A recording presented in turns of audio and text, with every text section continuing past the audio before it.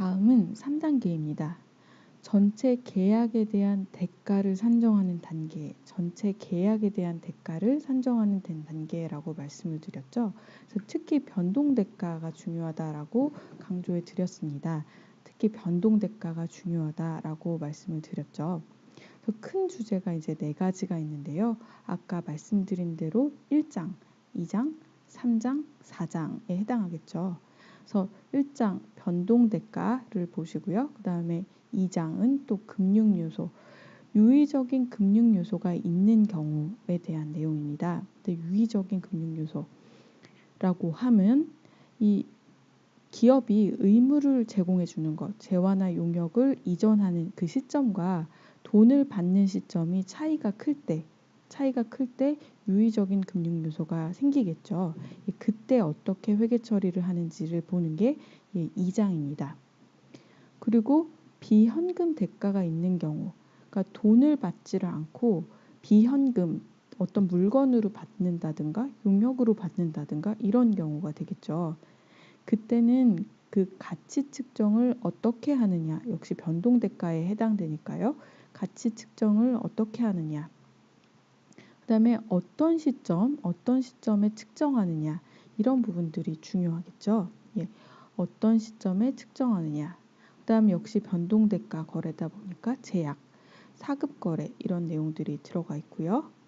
그리고 고객에게 지급할 대가, 4장에서는 고객에게 지급할 대가를 보게 됩니다. 우리가 보통은 고객에게 돈을 받죠.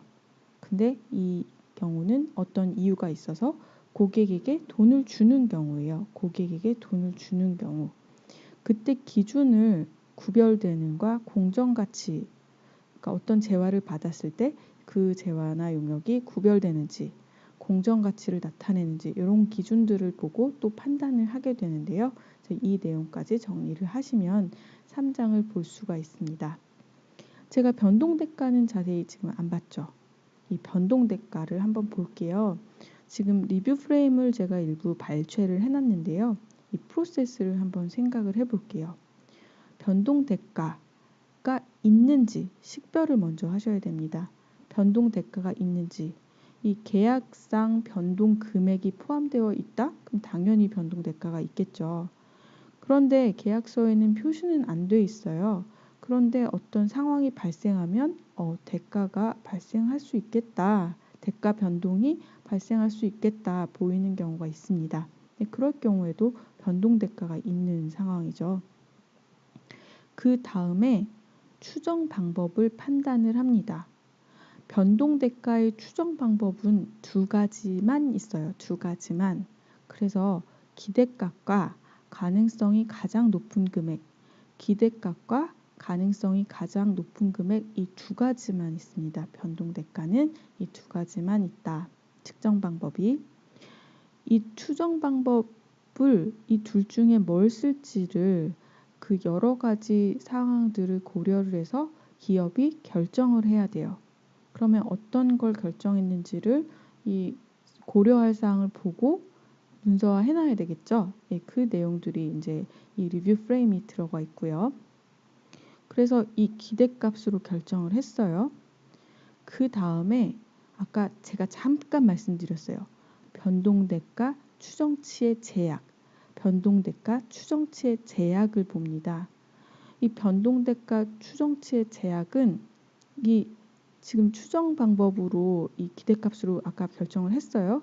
판단된 이 금액이 유의적으로 환원되지 않을 가능성이 높은지, 유의적으로 환원되지 않을 가능성이 높은지, 쉽게 말하면 취소되지 않을 가능성, 수익인식을 취소하지 않을 가능성이 높은지 이거를 보셔야 돼요. 그게 제약입니다. 변동대가 추정치의 제약.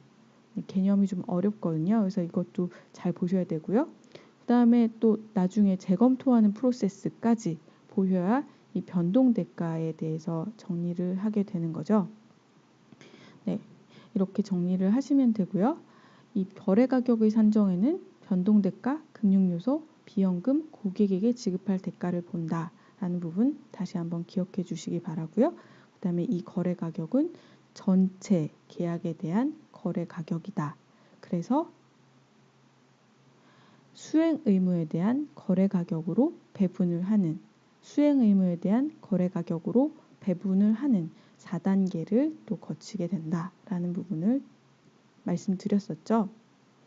그래서 핸드폰 개별 판매 가격, 통신 서비스의 개별 판매 가격을 측정할 수 있다면 그 개별 판매 가격 비율로 배분을 한다. 그런데 시장에서 측정할 수 없다면 추정을 한다.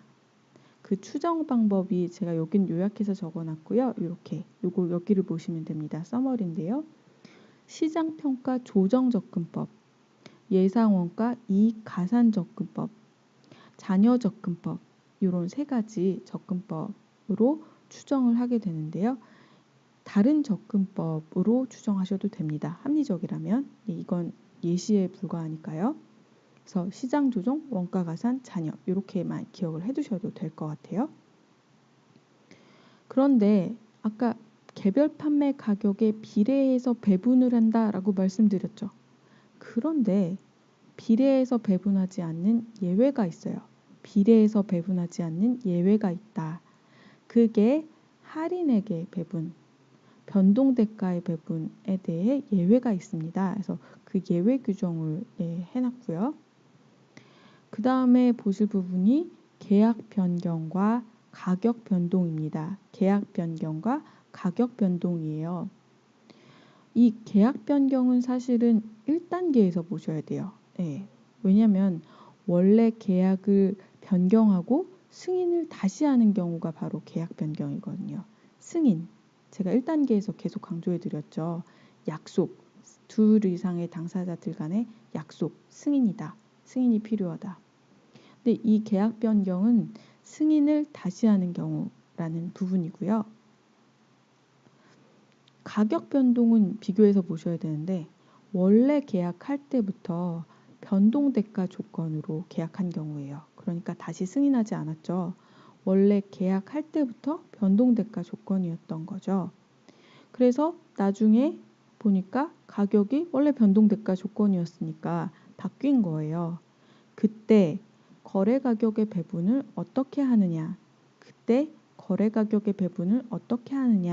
이 장에서 나와 있습니다. 3장이 되겠죠? 네.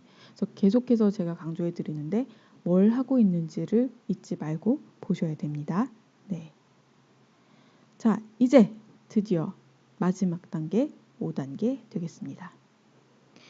자, 핸드폰 단말기에 통제를 이전하면 수익을 인식한다. 수행 의무를 이행하면 수익을 인식한다. 핸드폰 단말기에 통제를 이전하면 수익을 인식한다. 계속 강조해드리고 있습니다. 위험과 보상이 아니라 통제 이전에 따라 수익을 인식한다 라고 말씀드렸죠. 그래서 통제의 개념이 무척 엄청 꼭 기억하셔야 됩니다. 엄청 중요하죠. 네. 그래서 통제의 개념은 자산의 사용을 지시할 수 있고 나머지 효익의 대부분을 획득할 수 있다. 통제한다는 자산의 사용을 지시할 수 있고 나머지 효익의 대부분을 획득할 수 있다. 이때 통제한다 라고 얘기를 합니다. 통제의 개념 꼭 기억해 주시기 바랍니다. 그런데 이 통제의 개념으로 판단이 쉽게 된다면 문제가 없는데 우리 실무에서는 정말 애매한 경우가 많죠. 그래서 통제 이전에 지표를 두고 있습니다. 이 애매한 경우에는 이런 요소들을 보고 종합적으로 판단을 하시면 되겠죠. 그리고 앞서 말씀드린 대로 이 수익인식 단계에서 진행 기준을 적용하는 요건들이 나와 있어요. 진행 기준을 적용하는 요건들, 기간에 걸쳐 이행하는 수행 의무의 요건들이 나와 있습니다. 이 첫 번째 요건이 소비 요건이에요. 소비 요건은 기업이 만드는 만큼 고객이 소비한다. 가장 대표적인 예가 청소 용역이에요. 기업이 청소 용역을 제공하면 그 효익을 바로 고객이 누리잖아요. 바로 쓰는 거예요. 그럴 경우에는 진행 기준을 인식해도 되겠다라고 본 거죠. 네, 우리가 지금 기존의 용역 거래가 대부분 여기에 해당하고요. 그 다음에 이제 두 번째는 통제예요. 통제. 기업이 만드는 만큼, 기업이 만드는 대로 고객이 갖는다. 기업이 만드는 대로 고객이 통제한다. 여기서 이 통제는 지금 이 앞에서 본 이 통제에 따라서 판단을 하시면 돼요. 그래서 기업이 만드는 대로 고객이 통제한다. 그때 이 수익을 인식을 하는, 진행 기준을 인식을 하는 건데요. 이 진행 기준을 이 대표적인 예를 먼저 말씀드릴게요. 이 대표적인 예가 고객의 땅에서 어떤 설비 같은 걸 만들 때예요. 고객의 땅에서 만드니까 그게 만드는 대로 바로바로 고객 소유가 되겠죠. 그럴 때 이 통제 기준을 쓰게 됩니다. 네, 이 기준도 우리가 건설할 다른 아파트 분양공사 같은 경우도 쓸 수 있나라는 걸 검토를 예전에 했었는데요. 이 기준보다는 바로 지급 청구권 기준이 적절하다라고 다 의견을 모았습니다. 그래서 우리 가장 핫 이슈가 되고 있는 아파트 분양공사, 자체 분양공사가 바로 이 지급 청구권을 보셔야 되는 거예요. 지급 청구권 요건. 이 지급 청구권 요건, 세 번째 요건은 만드는 대로 고객에게 만들었잖아요. 기업이 돈을 받을 권리가 있다. 만드는 대로 돈을 받을 지급을 청구할 권리가 있다가 지급 청구권 요건이에요. 그런데 우리 상식적으로 생각을 해보면 돈을 그냥 받나요? 뭔가 고객이 받은 게 있어야 돈을 주잖아요. 받은 게 있어야 주는데 지금 이 지급 청구권 요건은 고객이 가져가는 게 없어요. 그냥 만들기만 한 거예요. 만들기만 했는데 돈을 받을 권리가 생기는 거예요. 근데 상식적으로 말이 안 되죠. 그래서 이 요건은 그 만든 자산, 만든 재화나 용역이 다른 고객에게 대체가 되어서는 안 돼요. 그러니까 대체할 수 없어야 된다라는 조건이 하나가 더 붙습니다.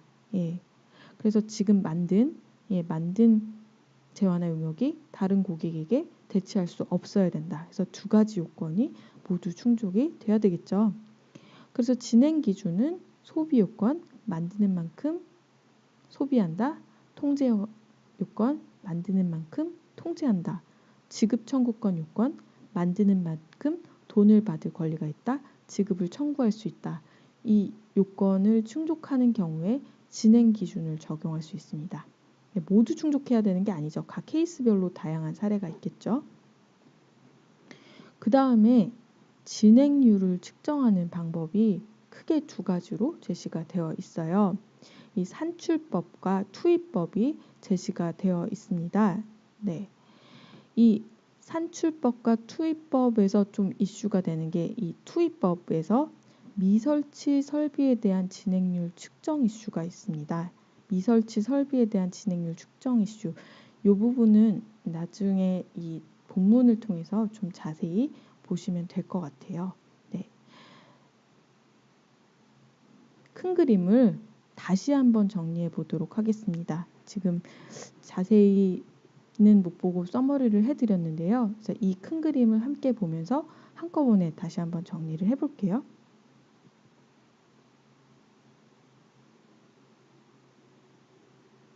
제일 처음에 기준서의 구성을 봤죠. 기준서의 구성은 기준서 자체, 결론 도출 근거, 적용 사례로 구성된다라고 말씀을 드렸어요. 그래서 이 적용 지침이 B1, B2, B3 이렇게 규정이 되어 있다라고 말씀드렸고요. 그 다음에 적용 범위를 보셨죠. 모든 고객과의 계약에 적용된다. 기준서의 명칭과 동일하다라고 말씀드렸죠. 고객과의 계약에서 생기는 수익, 기준서의 명칭이 고객과의 계약에서 생기는 수익인데 우리 적용 범위가 모든 고객과의 계약에 적용된다. 그렇지만 제외된다. 일부 제외되는 규정이 있었죠. 다른 기준서에 먼저 규정이 되어 있으면 제외되고요. 그리고 거래의 실질이 없는 비화폐성 교환의 경우도 제외가 된다라고 말씀을 드렸습니다. 그 다음에 5단계법을 봤어요. 5단계법 큰 그림을 봤는데요.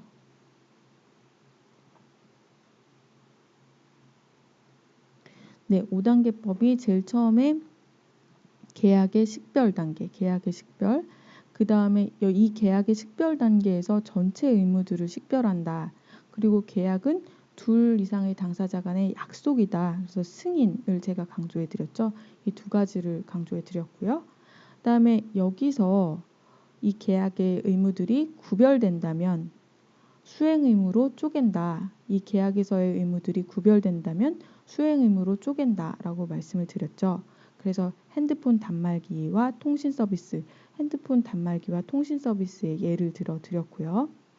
그 다음에 이 구별되는지는 계약 측면에서 구별되는지 효익 측면에서 구별되는지 두 가지를 모두 봐야 된다라고 정리해 드렸습니다.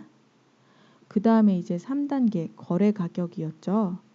거래 가격은 전체 계약에 대한 거래 가격, 전체 계약에 대한 거래 가격이었고요. 이 거래 가격에서는 제가 변동대가 강조해 드렸습니다. 변동대가와 변동대가 추정치의 제약이라는 그 프로세스를 또 말씀을 드렸고요. 그리고 금융요소라든지 고객에게 돈을 받는 경우, 원래는 아니죠. 돈을 지급하는 경우, 원래는 돈을 받아야 되는데 고객에게 돈을 지급하는 경우 이런 이슈들이 있다라고 정리해 드렸고요. 4단계 배분 단계는 전체 계약에 대한 거래 가격을 수행 의무, 핸드폰과 통신 서비스에 대해서 배분을 하는 단계였습니다. 그때는 개별적으로 판매되는 가격을 기준으로 배분한다라고 말씀드렸죠. 개별적으로 판매되는 가격을 기준으로 배분한다. 개별 판매 가격 용어 꼭 기억하셔야 된다라고 말씀을 드렸습니다. 그리고 뭐 예외 규정도 있다 이런 것들도 봤고요. 그다음에 핸드폰 단말기의 통제를 이전하면 수익을 인식하는 마지막 수익 인식 단계가 있었어요. 핸드폰 단말기의 통제를 이전하면 수익을 인식하는 수익 인식 단계가 또 있었습니다. 네. 정리가 되셨죠? 그리고 여기서 진행 기준도 봤어요. 진행 기준 소비 요건, 통제 요건, 지급 청구권 요건이 있는데요. 계속해서 이 큰 그림으로 보시죠.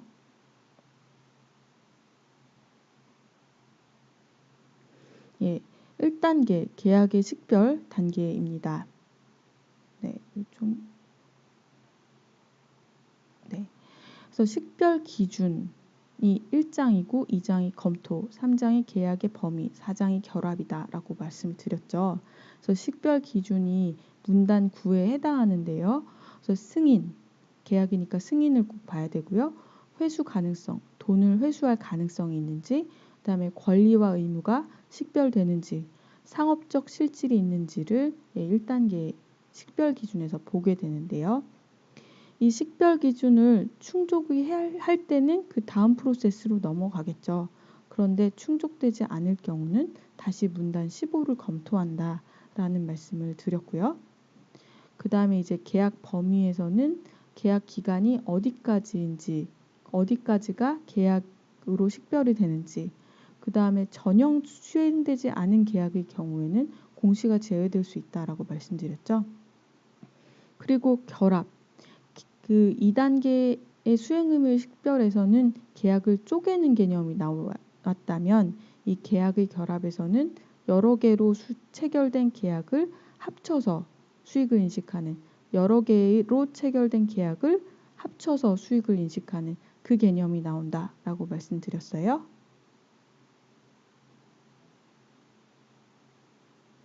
그 다음에 이제 2단계 수행 의무의 식별입니다. 수행 의무의 식별은 이 한 문장만 기억하시면 된다고 말씀드렸죠. 재화나 용역을 이전하기로 하는 약속이 계약상 의무인데, 재화나 용역을 이전하기로 하는 약속이 계약상 의무인데, 이 약속이 구별된다면 수행 의무이다. 재화나 용역을 이전하기로 하는 약속이 계약상 의무인데 이 계약상 의무가 구별된다면 수행 의무이다. 이 구별되는지는 효익 측면에서 구별되는지, 계약 측면에서 구별되는지를 모두 살펴봐야 된다라고 말씀드렸죠. 효익 측면에서 구별되는지, 계약 측면에서 구별되는지를 모두 살펴봐야 한다라고 말씀을 드렸습니다. 그리고 예외 규정이 있었어요. 1년에. 네. 1년에 구별되는 의무들이 쭉 있는데요. 1년에 구별되는 의무들이 쭉 있는데 이 각각의 의무들이 실질적으로 같고 각각이 같은 진행 기준을 적용하고 같은 진행률을 적용할 때 그때는 하나의 수행 의무로 본다. 구별되지만 하나의 수행 의무로 봐서 회계 처리를 한다라는 부분 강조해 드렸죠.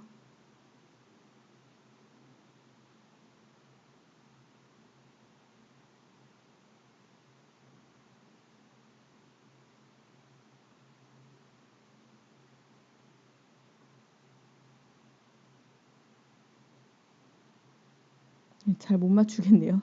이 3단계 이제 거래 가격의 산정입니다. 이 거래 가격의 산정 역시 1장은 변동대가, 2장 금융요소, 3장 비현금 거래, 4장 고객에게 지급할 대가를 봤죠. 그래서 변동대가에서는 변동대가가 있는지 없는지 먼저 식별을 하고 어떤 추정 방법을 적용할지 판단을 한다고 했죠. 그 판단하는 수정 방법은 기대값, 가능성이 가장 높은 금액 이 둘 중에 하나로 판단을 하시면 되고요. 그리고 가장 강조드렸던 게 변동대가 추정치의 제약, 변동대가 추정치의 제약이었습니다. 그래서 유의적으로 환원되지 않을 가능성이 높은 금액까지만 수익을 인식을 한다. 그래서 취소되지 않을 금액까지만 수익을 인식한다라고 말씀을 드렸고요. 그리고 재검토 프로세스까지 이 변동대가에서 검토를 합니다. 금융 요소가 있는지, 유의적인 금융 요소가 있는지는 어떻게 판단한다 그랬죠? 우리가 기업이 의무를 제공하는 시점과 돈을 받는 시점 간의 차이가 클 때, 그때 유의적인 금융 요소가 있다라고 말씀을 드렸고요. 그때 적용하는 할인율과 표시에 대해서도 정리를 하게 됩니다. 비현금 거래에서는 돈으로 받지를 않고 비현금으로 대가를 받다 보니까 그 비현금, 현금이 아닌 것에 대한 가치를 어떻게 측정해야 되는지, 언제 시점을 기준으로 측정해야 되는지가 이슈가 된다고 말씀드렸습니다. 역시 변동대가다 보니까 제약 규정 적용되고요. 사극거래 내용 들어갑니다. 고객에게 지급할 대가입니다. 마지막으로 고객에게 지급할 대가. 역시 그 변동대가에 해당하게 되고요. 그 제가 강조해드렸던 부분이 어떤 대가를 고객에게 지급을 할 때 뭔가 받은 게 있으니까 지급을 할 수가 있잖아요. 그래서 제공받은 것이 구별되고 그게 공정가치를 나타내는 경우를 기준으로 또 판단을 하게 돼요. 그래서 이 부분을 또 강조해 드렸습니다.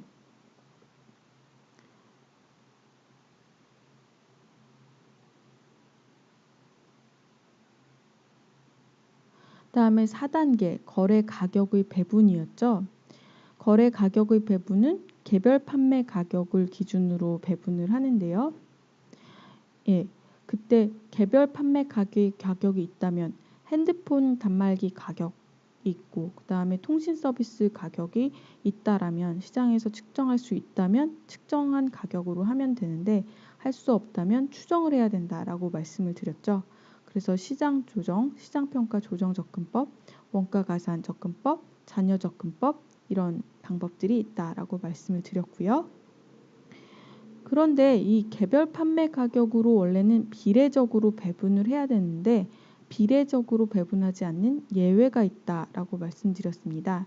그 경우가 할인액의 배분, 변동대가의 배분의 경우에 그런 이슈가 있다라고 말씀드렸고요. 그리고 계약 변경은 승인이 새로 되는 경우다. 계약 변경은 승인이 새로 되는 경우로 원래는 1단계에 규정이 되어야 되는데 제가 비교하느라고 4단계에 넣어놨다라고 말씀을 드렸죠. 그리고 가격 변동은 변동대가 계약의 경우였다고 정리해 드렸습니다. 자, 마지막으로 수익의 인식 단계였죠. 수익의 인식, 핸드폰 단말기에 통째를 이전하면 수익을 인식한다. 수행 의무를 이행하면 수익을 인식한다 라고 말씀드렸죠. 그래서 통제의 개념을 꼭 기억하셔야 된다라고 말씀드렸어요. 통제의 개념.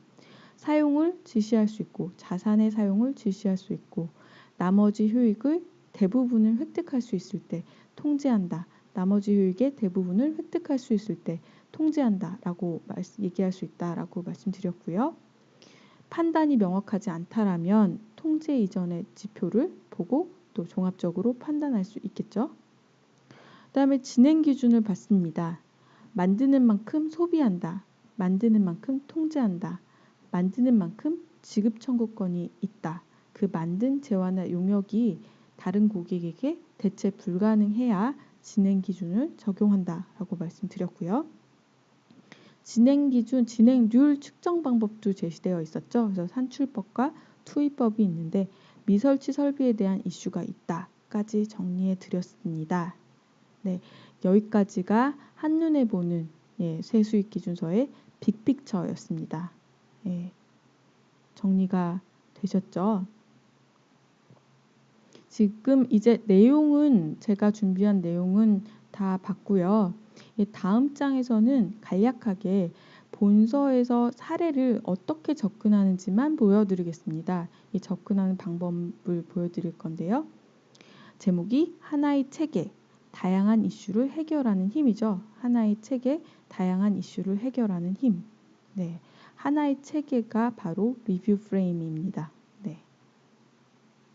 그래서 지금 사례가 두 가지가 나와 있어요. 지금 첫 번째는 사례 16은 이 장비 건설에 대한 계약이고요. 사례 17은 공동주택단지 계약에 대한 사례예요. 이 기준서 사례인데요. 본서에서는 이렇게 접근하고 있죠. 같은 리뷰 프레임으로 정리를 합니다.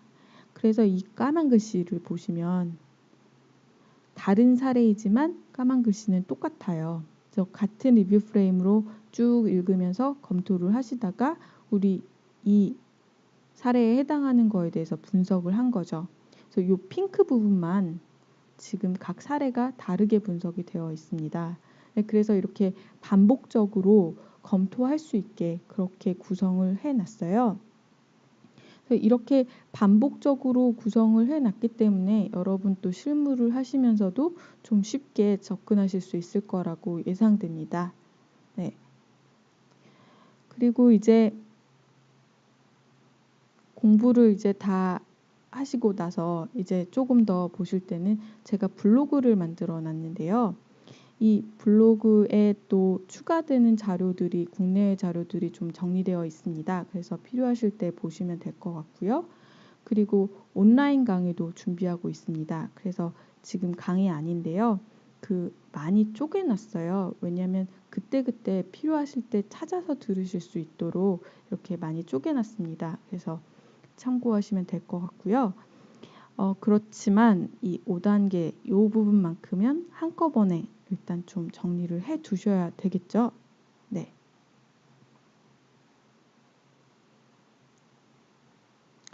이 IFRS 접근 방법이 좀 다르다라는 걸 느끼셨죠? 참 제가 너무 반복을 많이 해드려서 아주 지루하셨을 거라고 생각되는데요. 그럼에도 불구하고 이렇게 끝까지 들어주셔서 정말 감사합니다.